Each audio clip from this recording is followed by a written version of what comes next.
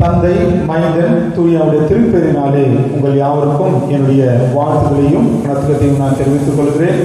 மீண்டுமாக இந்த மாதத்தின் 3ஆம் ஞாயிற்றுக்கிழமை உங்களை சந்திப்பதிலே பெரும் மகிழ்ச்சி அடைகிறேன்.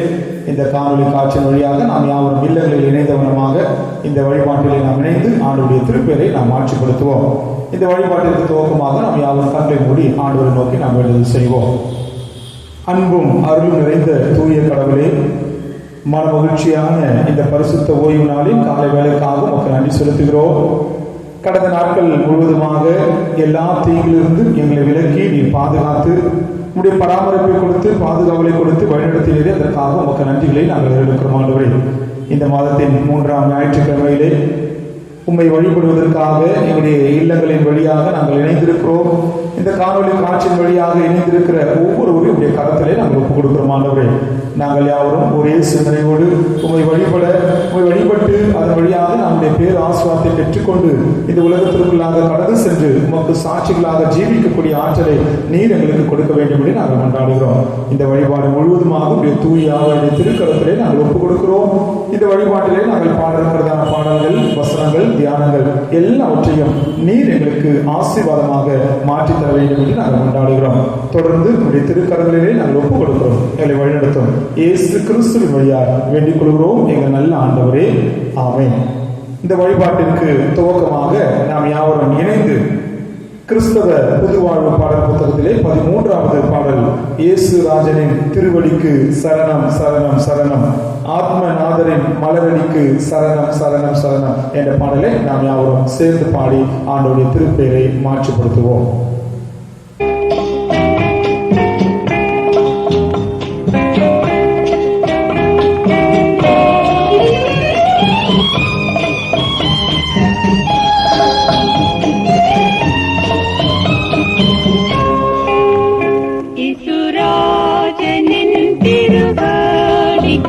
சரணம் சரணம் சரணம், ஆத்மநாதரின் மலரடிக்கு சரணம் சரணம் சரணம், போற்றும் துய துய ஜீவனி மீராஜாவே எங்கள் நாதனி, பயம் நீக்கும் துணையாகுமானிரே சரணம் சரணம் சரணம், இசுராஜனின் திருவடிக்கு சரணம் சரணம் சரணம், ஆத்மநாதரின் மலரடிக்கு சரணம் சரணம் சரணம்.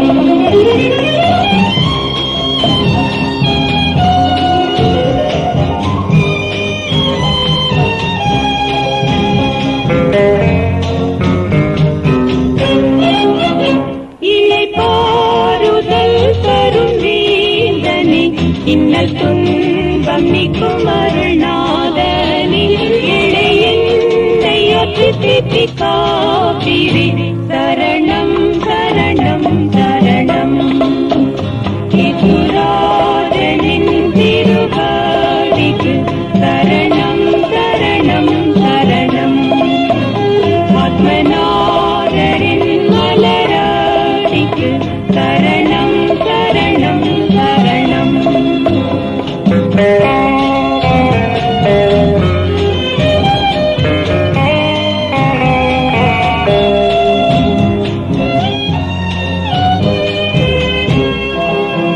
பலவீனம் யாவும் போக்கும் வல்லோரே, பலனீந்து வலக்கரம் பிடிப்பீரே, ஆவியாத்ம சரீரத்தை படைக்கிறே சரணம் சரணம் சரணம், இசுராஜனின் திருவடிக்கு சரணம் சரணம் சரணம்,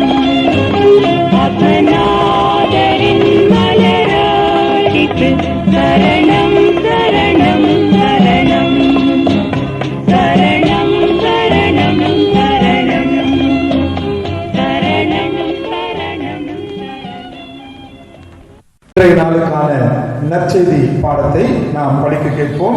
இன்றைய நாளுக்கான நற்செய்தி பாடம் தூய யோவான் எழுதின நற்செய்தி நூல் 4வது பிரிவு வசனங்கள் 16 முதல் 26 இறை வார்த்தைகளை நாம் படிக்க கேட்போம்.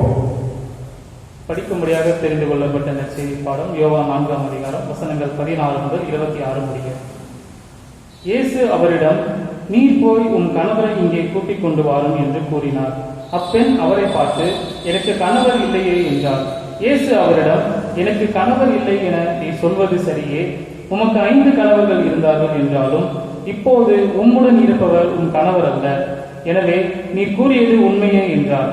அப்பெண் அவரிடம், ஐயா, நீர் ஒரு இறைவாக்கினர் என கண்டு கொண்டேன். எங்கள் முன்னோர் இம்மலையில் வழிபட்டு வந்தனர். ஆனால் நீங்கள் எருசலேமில் தான் வழிபட வேண்டும் என்கிறீர்களே என்றார். இயேசு அவரிடம், அம்மா, என்னை நம்பும் காலம் வருகிறது, அப்போது நீங்கள் தந்தையை இம்மலையிலோ எருசலேமிலோ வழிபட மாட்டீர்கள். யாரை வழிபடுகிறீர்கள் என தெரியாமல் நீங்கள் வழிபடுகிறீர்கள். ஆனால் நாங்கள் தெரிந்து வழிபடுகிறோம். யூதரிடமிருந்தே மீட்பு வருகிறது, காலம் வருகிறது, ஏன் வந்துவிட்டது. அப்போது உண்மையாய் வழிபடுவோர் தந்தையை அவரது உண்மை இயல்புக்கு ஏற்ப உள்ளத்தில் வழிபடுவர். தம்மை வழிபடுவோர் இத்தகையவராய் இருக்கவே தந்தை விரும்புகிறார்.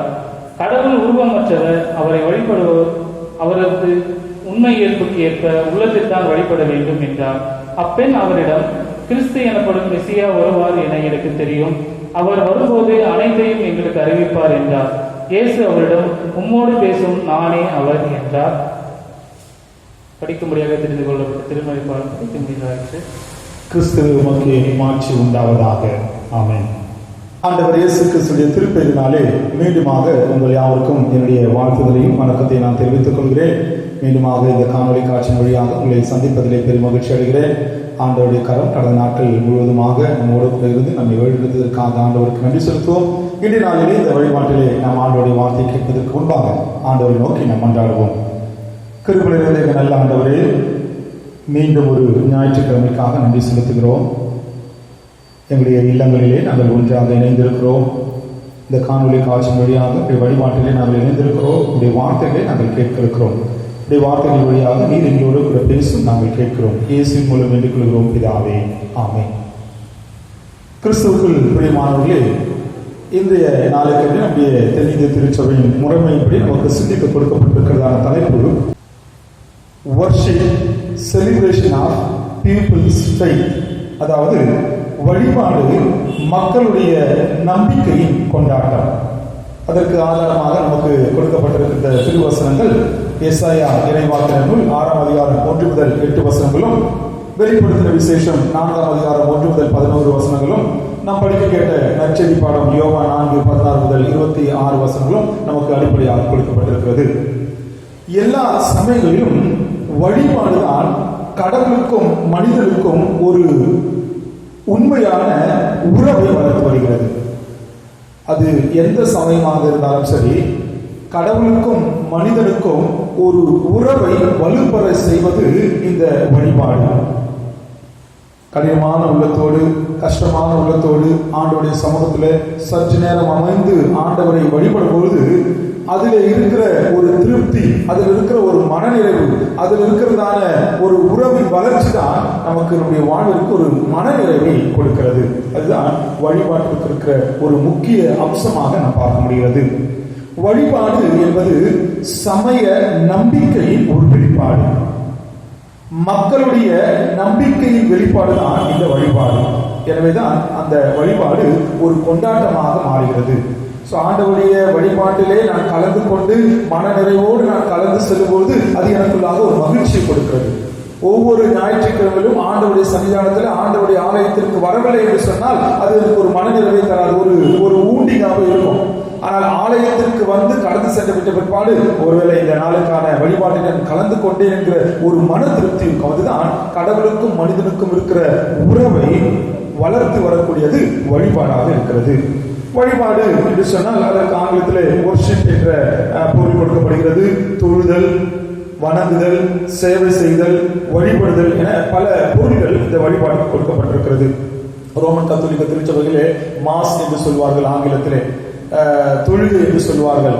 அந்த மாஸ் ரோமன் கத்தோலிக்க அது ஒரு செலிப்ரேஷன். எவ்ரி மாஸ், எல்லா வழிபாடும் அவர்கள் கொண்டாட்டமாக கொண்டாடுவார்கள். புராட்டஸ்டன்ட் திருச்சபையிலே, சீர்திருத்த திருச்சபையிலே ஆங்கிலத்திலே சர்வீஸ் என்கிற வார்த்தையை நாம் பயன்படுத்திக் கொண்டிருக்கிறோம்.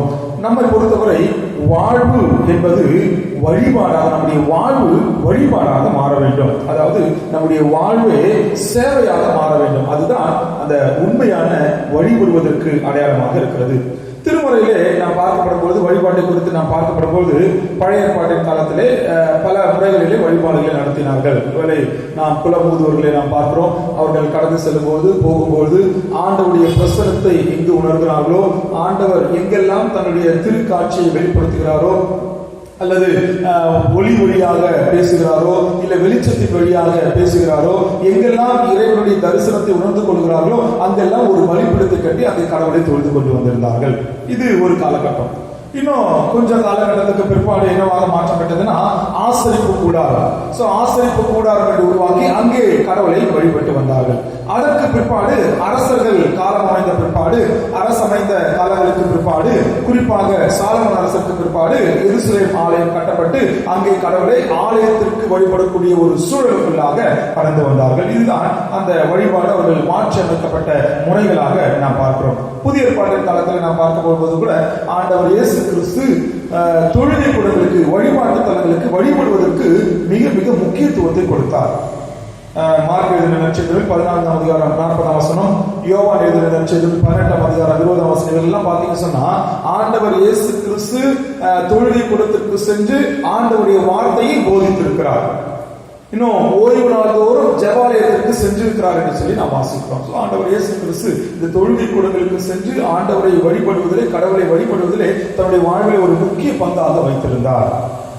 இன்றைய காலகட்டங்களிலே நாம் பார்க்கப்படும் போது கிறிஸ்தவத்தில் வழிபாட்டு முறையை வைத்து பல பிரிவுகள் இருக்கிறது. இந்த வகை வழிபடுகிறவர்கள் ஒரு பிரிவினர், இந்த வகை வழிபடுகிறவர்கள் ஒரு பிரிவினர் என்று சொல்லி பல பிரிவினைகள் இருந்து கொண்டுதான் இன்றைக்கும் இருந்து கொண்டிருக்கிறது.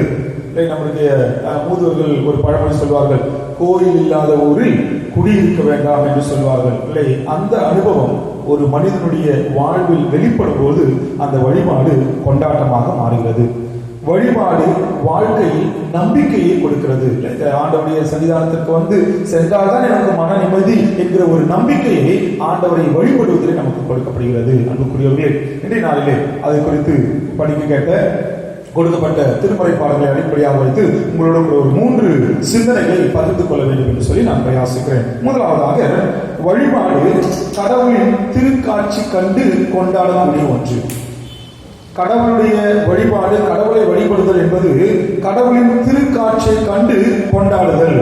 ஏசாயா இறைவாக்கினர் நூல் 6ஆம் அதிகாரம் 1ஆம் வசனத்தை இப்படியாக வாசிக்கிறோம், மிகவும் உயரமானதோர் அரியணையில் ஆண்டவர் அமர்ந்திருப்பதை நான் கண்டேன்.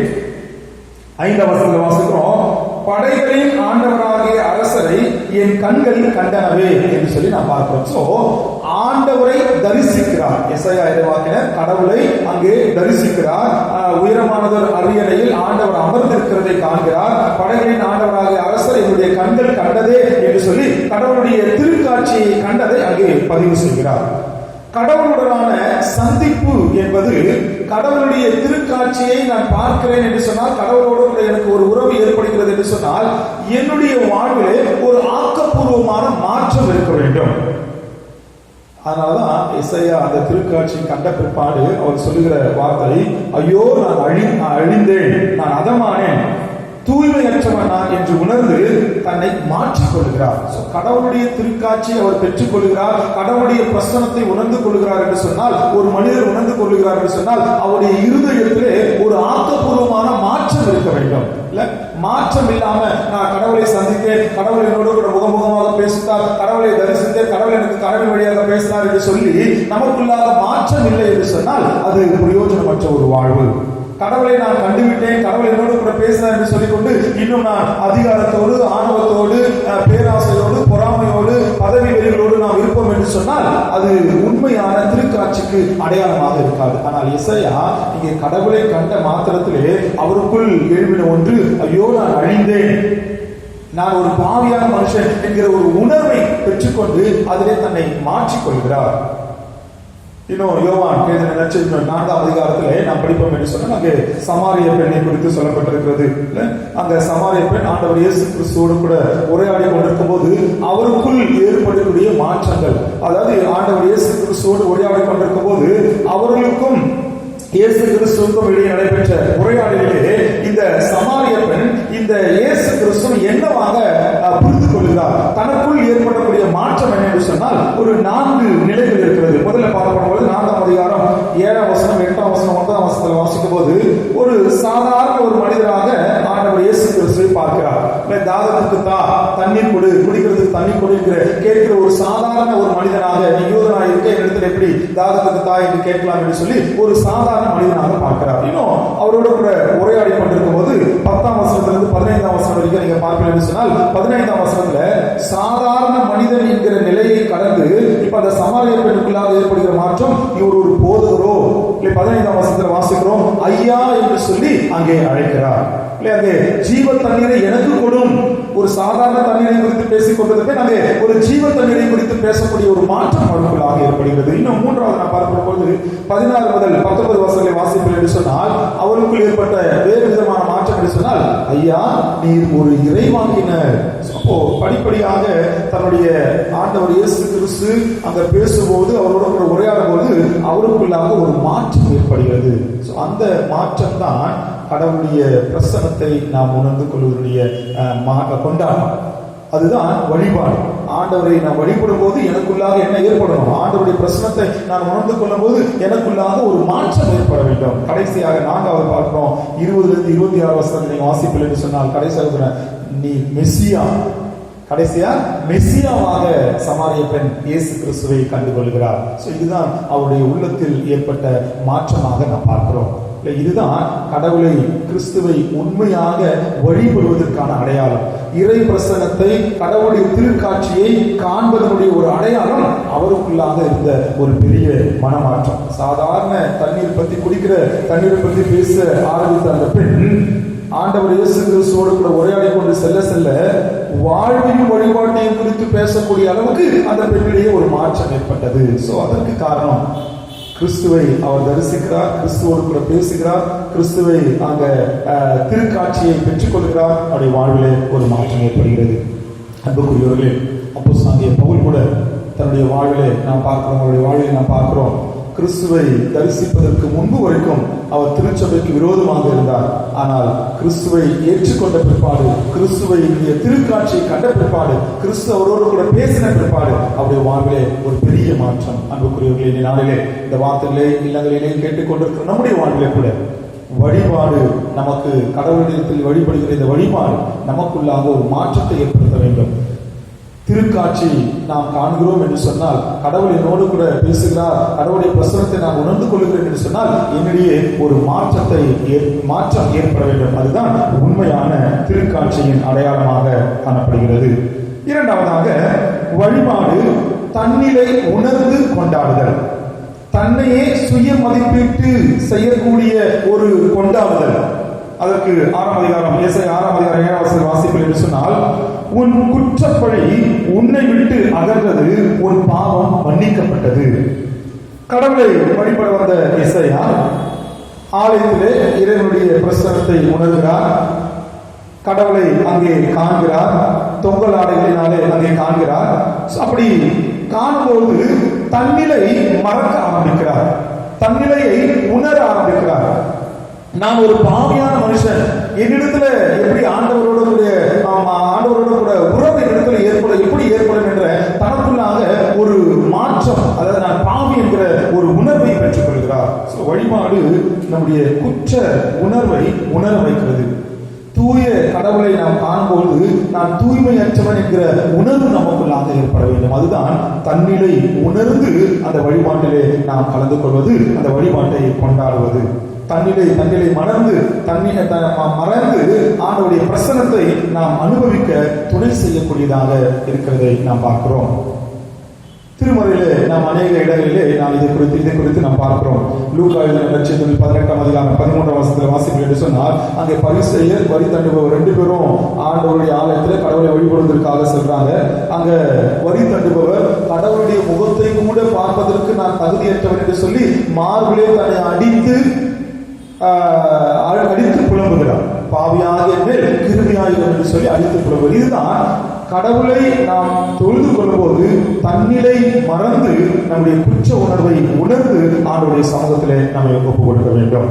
இதெல்லாம் கடவுள் முன் நாம் ஒன்றும் இல்லை, நான் ஒன்றும் ஆண்டவருடைய சமூகத்திற்கு முன்பாக நான் தகுதியற்றவன் என்கிற நிலையை உணர செய்கிறது. அந்த தகுதியின்மைதான் அந்த அறிக்கையிட்டு நான் பாவி என்று அறிக்கையிட்டு பிற்பாடுதான் அங்கே அவருடைய வாழ்விலே மாற்றங்கள் ஏற்படுகிறது. அதனாலதான் நம்முடைய திருச்சபையுடைய வழிபாட்டு முறையில பல கூறுபாடுகள் இருக்கிறது. ஏதோ எப்படியோ பண்ணிடலாம் அப்படின்றது கிடையாது. நம்முடைய வழிபாட்டு முறையில் இருக்கிற ஒவ்வொரு கூறுபாடும் ஒவ்வொரு இறையிலை குறிக்கிறது. ஒவ்வொரு கூறுபாடும் ஒவ்வொரு அனுபவத்தை குறிக்கிறது. ஒவ்வொரு கூறுபாடும் தன்னுடைய வாழ்வின் அனுபவத்தை அங்கே வெளிப்படுத்துகிறது. அதான் ஒரு முக்கியமான கூறுபாடு பாவ அறிக்கை. பாவ அறிக்கையை நாம் செய்து பாவ மன்னிப்பினுடைய நிச்சயத்தை நாம் பெற்றுக்கொள்வது. அந்த வழிபாடு தான், அப்படிப்பட்ட வழிபாடு தான் நம்மை உணர செய்கிறது. நாம் பாவத்தை அறிக்கையிட்டு பாவ மன்னிப்பை பெற்றுக்கொண்ட பிற்பாடு என்னுடைய பாவங்கள் எல்லாம் கடவுள் மன்னித்து விட்டார் என்ற ஒரு உணர்வு ஏற்படுகிறது. அதுதான் தன்னிலை உணர்ந்து கொண்டாடுதல். அந்த கொண்டாடக்கூடிய வழிபாடாக நாம் கடவுளை வழிபட்டுக் கொண்டிருக்கிறோமா என்பதை நாம் சீர்தூக்கி பார்க்க அழைக்கப்பட்டிருக்கிறோம். மூன்றாவதாக கடைசியாக நாம் வழிபாடு என்பது அர்ப்பணித்து கொண்டாடுதல். எஸ்ஐயா 6ஆம் அதிகாரம் 8ஆம் வசனத்துல வாசிக்கிறோம்.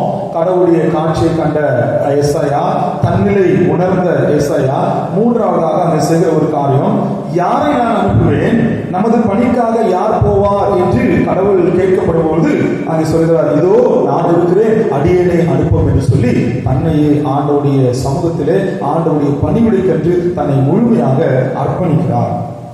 இறை பிரசன்னத்தில் இறை காட்சியை கண்ட எஸ்ஐயா தன்னிலை உணர்ந்த பிற்பாடு ஆண்டவருடைய குரலுக்கு செவிசாய்த்து தன்னை அர்ப்பணித்து ஒப்பு கொடுக்கிறார்.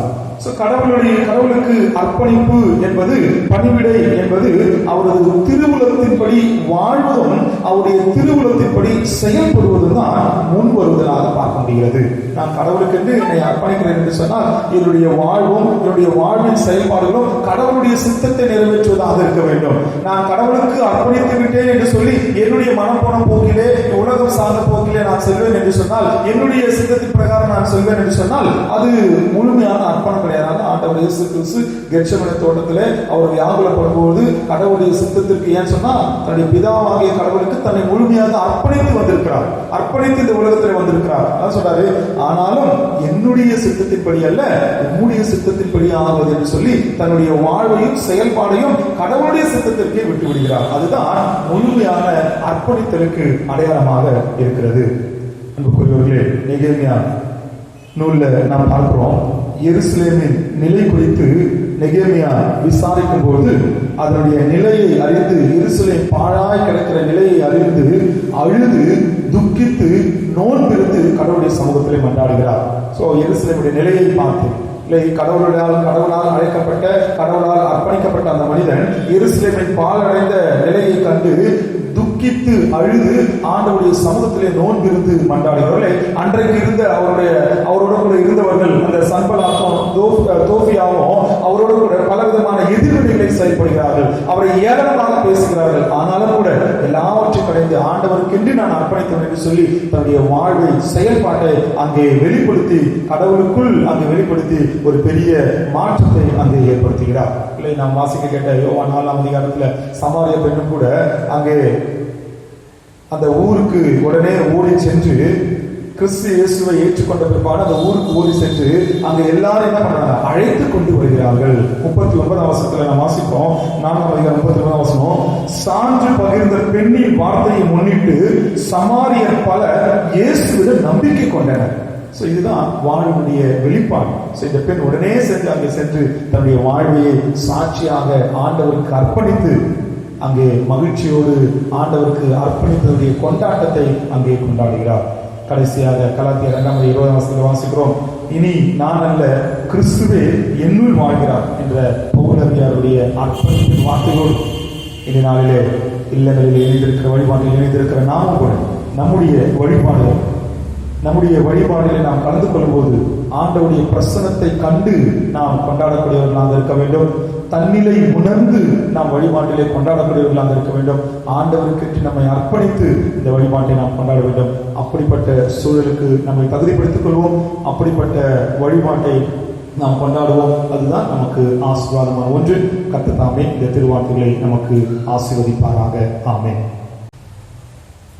வழிபாட்டிற்கு நிறைவாக நாம் யாவரும் இணைந்து கிறிஸ்தவ புதுவாழ்வு பாடல் புத்தகத்திலே 8வது பாடல், தொழுகிறோம் எங்கள் பிதாவே பொழுதெல்லாம் ஆவி உண்மையுடனே பரிசுத்த அலங்காரத்துடனே தரிசிப்பதினால் சரணம் சரணம் என்ற பாடலை நாம் யாவரும் சேர்ந்து பாடுவோம்.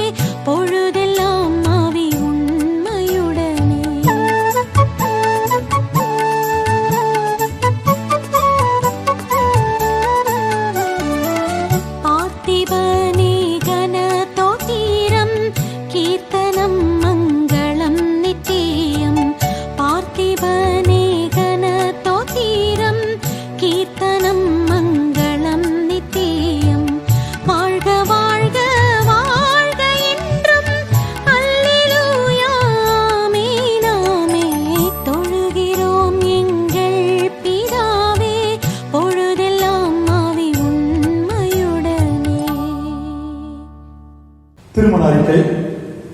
தென்னிந்திய திருச்சபை, சென்னை பேராயம், CSI வாலாஜபாத் குருசேகரம், தூய யோவான் ஆலயம் மேற்கு நகர் திருச்சபையை சார்ந்த திரு என் சின்னசாமி, திருமதி சி பத்மினி என்பவர்களுடைய மகன் செல்வன் சி ராஜ்குமார் என்பவருக்கும், தென்னிந்திய திருச்சபை சென்னை பேராயம் சிஎஸ்ஐ டக்கர் ஆலயம் பிராட்வே திருச்சபையை சார்ந்த திரு ஆர் சார்லஸ் சவுந்தரராஜன், திருமதி சி மலர்விழி என்பவர்களுடைய மகள் செல்வி ஏஞ்சலின் திவ்யா என்பவருக்கும் திருமணம் ஒழுங்கு செய்யப்பட்டுள்ளது என்பதை திருச்சபையாருக்கு அறிவிக்கிறோம்.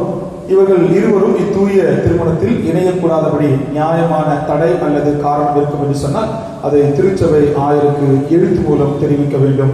இது இவருடைய திருமணத்திற்காக அறிவிக்கப்படும் முதலாம் அறிக்கை.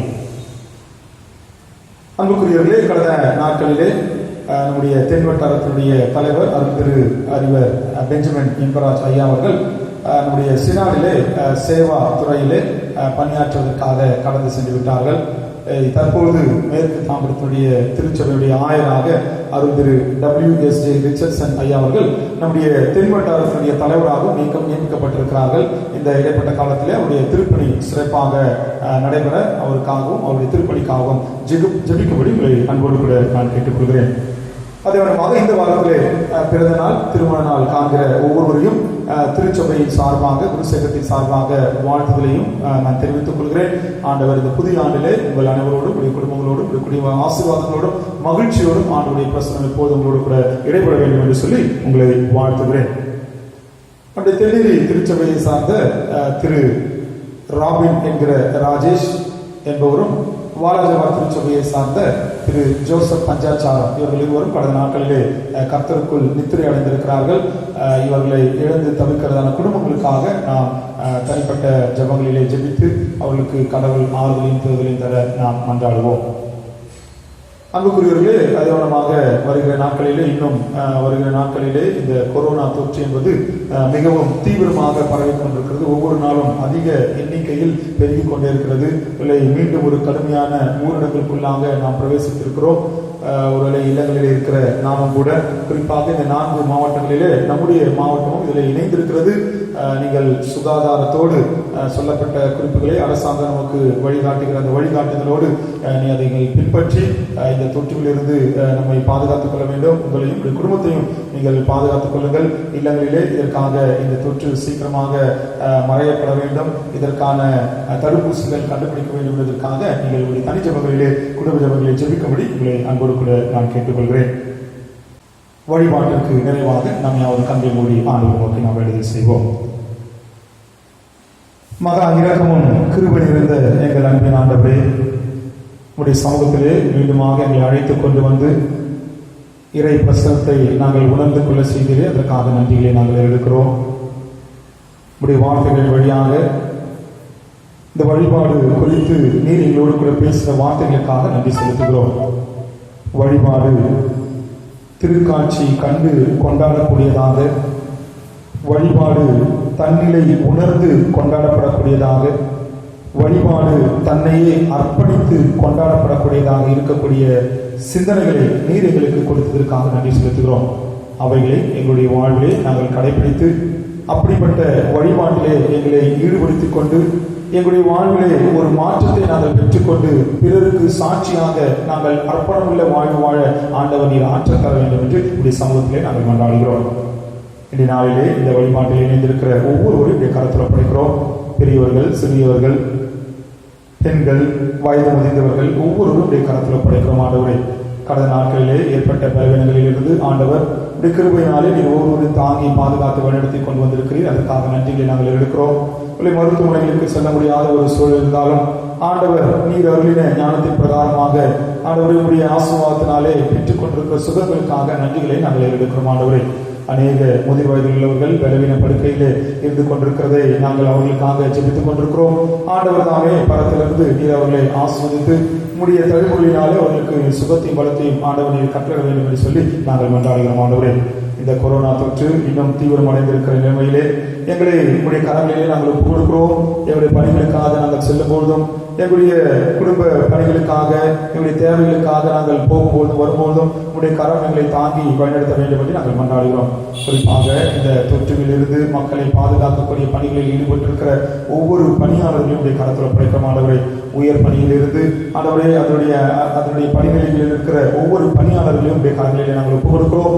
தெய்வம் தாமே அவர்களுக்கு பாதுகாவலை தந்து சுகத்தை கொடுத்து ஆண்டவரே எப்படி தங்களை பாதுகாத்துக் கொள்ள வேண்டும் என்ற ஞானத்தோடு செயல்படக்கூடிய ஞானத்தை ஆண்டவர் அவர்களுக்கு கட்டளையிட வேண்டும் என்று நாங்கள் மன்றாடுகிறோம். ஆண்டவரே தொடர்ந்து ஆண்டவரே எங்களை விட்டு உங்களுடைய சமூகத்திலே வந்திருக்கிறதான அருமையான திரு ராபின் என்கிற ராஜேஷ், திரு ஜோசப் பஞ்சாச்சாரம் இவருடைய குடும்பங்களுக்காக உடைய சமூகத்தில் நாங்கள் மன்றாடுகிறோம். இவர்களை இழந்து தவிர்க்கிறதான இந்த குடும்பங்களுக்கு ஆண்டவர் தாமே நீர் ஆறுதலையும் தேர்தலையும் தந்து குடும்பத்திலே ஒரு மன அமைதியை நீர் கொடுத்து வழிநடத்த வேண்டும் என்று நாங்கள் மன்றாடுகிறோம். ஆண்டவரை இந்த குடும்பங்களுக்கு நீர் தலைவராக இருந்து இந்த குடும்பத்தை நீர் வழிநடத்த வேண்டும் என்று சொல்லி நாங்கள் மன்றாடுகிறோம். இந்த வாரத்திலே பிறந்த நாள் திருமண நாள் காண்கிறவர்களுடைய கரங்களை நாங்கள் ஒப்புக் கொடுக்கிறோம். ஆண்டவர் தாமே இந்த புதிய ஆண்டிலே புதிய ஆசீர்வாதங்களை அவர்கள் பெற்றுக்கொண்டு ஆண்டவருக்கு சாட்சியாக ஜீவிக்க ஆற்றப்படுத்த வேண்டும் என்று இந்த சமூகத்தில் நாங்கள் வேண்டுதல் செய்கிறோம். ஆண்டவரே இன்னுமா இந்த கொரோனா தொற்றிலிருந்து முழுவதுமாக ஆண்டவரை நாங்கள் நீங்க பெற்று ஆலயங்கள் எல்லாம் ஆண்டவரை மீண்டுமாக திறக்கப்பட்டு உண்மை வழிபடக்கூடிய நாட்களை நீர் எங்களுக்கு கொடுக்க வேண்டும் என்று நாங்கள் மன்றாடுகிறோம். அதற்காக இந்த சமூகத்தில் நாங்கள் மன்றாடுகிறோம். ஆண்டவர் இந்த பெரிய இடர்பாடுகளிலிருந்து எங்களை மீட்டு பாதுகாத்தர வேண்டும் என்று நாங்கள் மன்றாடுகிறோம். எல்லாவற்றுடைய கருத்தில் நாங்கள் ஒப்புக் கொடுக்கிறோம். எங்களை தாழ்த்தி உங்களுடைய சமூகத்திலே ஒப்புக் கொடுக்கிறோம். மீட்பர் இயேசு கிறிஸ்து வழியாக வேண்டிக் கொள்கிறோம் எங்கள் நல்ல ஆண்டவரே, ஆமென். தாயும் தந்தையுமாகிய கடவுளின் அன்பும் மைந்தராகிய இயேசு கிறிஸ்துவின் தூய ஆவியாரின் கூட்டுறவும் நம் அனைவரோடும் இந்த காணொலி காட்சி வழியாக இல்லங்களில் இணைந்து வழிபாட்டில் இணைந்திருக்கிற ஒவ்வொருவரும் இன்றும் இன்றும் சதா காலம் தங்கி நிலைத்து நிற்பாராக.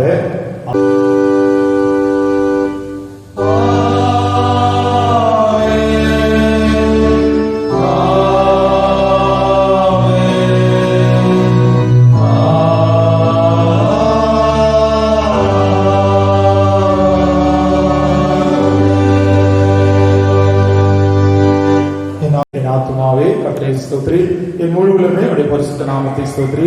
என் ஆத்துமாவே கர்த்தரை ஸ்தோத்ரி. கர்த்தர் செய்த சகல உபகாரங்களையும் மறவாதே. ஆமென். ஆண்டவர் உங்களோடு இருப்பாராக. சமாதானத்துடைய சென்று வாருங்கள் கர்த்தருடைய நாமத்தினாலே. ஆமென். எல்லாருக்கும் ஸ்தோத்திரம். God bless you all.